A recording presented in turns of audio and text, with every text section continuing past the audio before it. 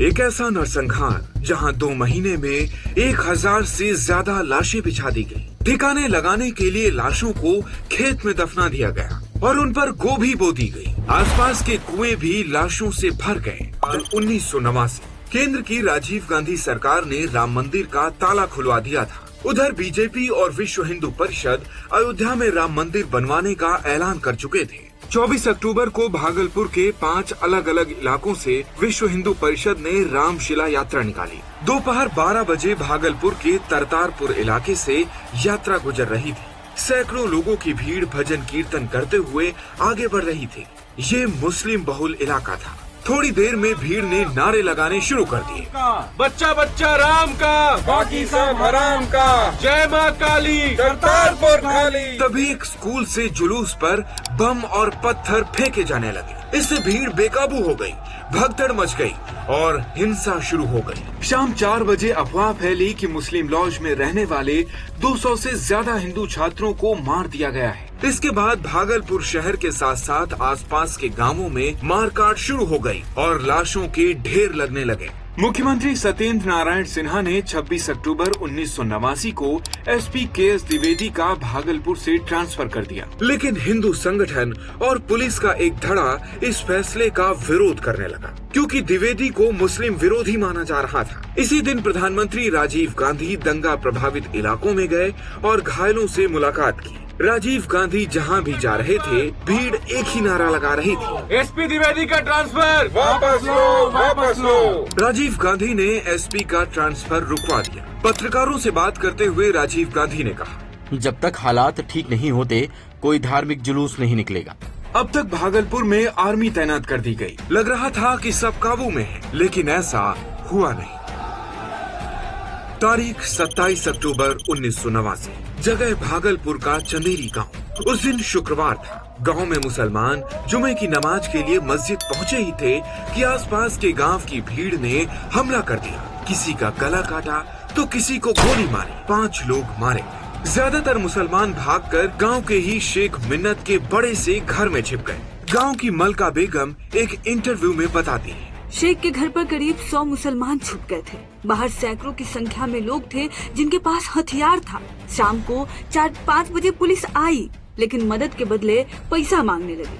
हमने कहा कि इन लोगों को भगा दो, पैसा दे देंगे, लेकिन वो नहीं माने और चले गए। रात में 10 बजे आर्मी वाले भी आए, लेकिन 1 घंटे बाद वो भी चले गए।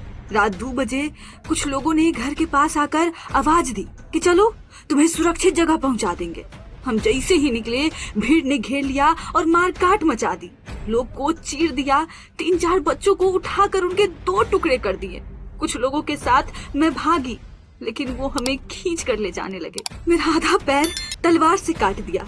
फिर मैं पास के तालाब में कूद गई और जलकुंभी के अंदर छुप गई। सुबह के 8-9 बजे जब आर्मी की गाड़ी आई, मैंने हिम्मत करके आवाज लगाई तो आर्मी वाले रुके। उन लोगों ने हमें अस्पताल पहुंचाया। गांव में कम से कम 74 लोगों की हत्या हुई थी। इसके बाद 27 अक्टूबर को भी भागलपुर के लोंगाया गांव में भीड़ ने 116 लोगों का कत्ल कर दिया। लेखक हर्ष मंदर की किताब अनसुनी आवाजें के मुताबिक इन लाशों को छुपाने के लिए पहले कुओं में फेंक दिया गया, लेकिन कुछ दिन में बदबू आने लगी।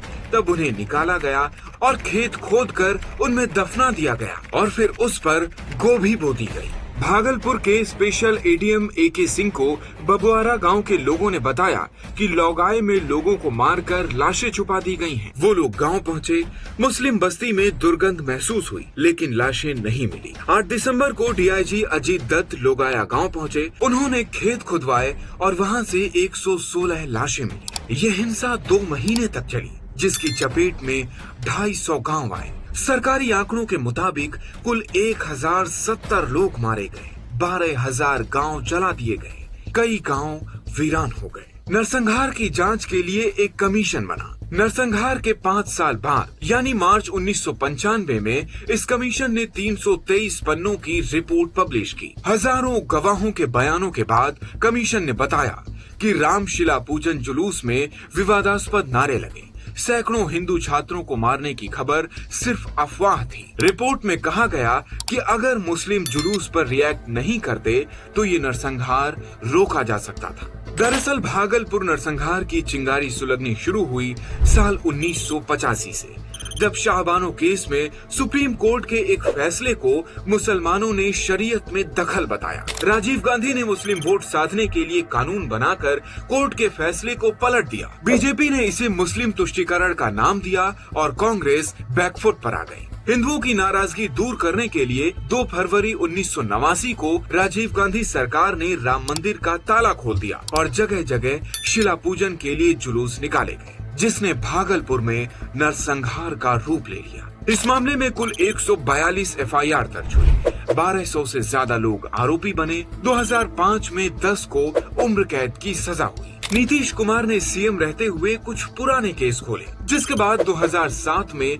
14 और लोगों को उम्र कैद हुई। 2015 में आयोग ने 1000 पन्नों की रिपोर्ट पेश की, जिसमें लिखा था कांग्रेस सरकार और पुलिस दंगा रोकने में पूरी तरह नाकाम रही। भागलपुर दंगे की वजह से मुस्लिम कांग्रेस से छिटक गए और राम मंदिर आंदोलन की वजह से सवर्ण हिंदू बीजेपी की तरफ शिफ्ट हो गए। आडवाणी की रथ यात्रा रोकना और जातीय संघर्षों की वजह से मुस्लिम और पिछड़े लालू के खेमे में आ गए। इसके बाद कांग्रेस न कभी भागलपुर सीट जीत पाई, न फिर कभी बिहार में कांग्रेस का सीएम बना। ये कहानी police chargesheet, court judgement, media reports और किताबों के हवाले से है।